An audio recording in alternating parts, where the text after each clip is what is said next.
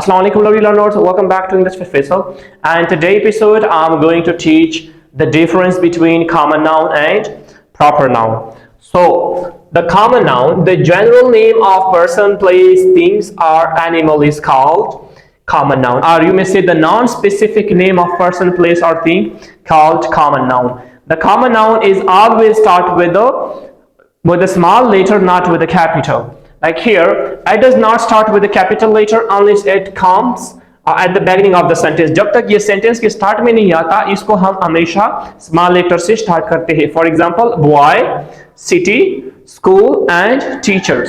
The next one is proper noun. Proper noun, the special or specific name of a person, place, things, or any organization. It always start with a capital letter. It doesn't matter कि common proper noun sentence के बीच में आए, paragraph के बीच में आए, या at the beginning of the sentence आए. So always the proper noun will start always with a capital letter. For example, Ali, Lahore. Ali is the name of person. Lahore is the name of city, and Pakistan is the name of country.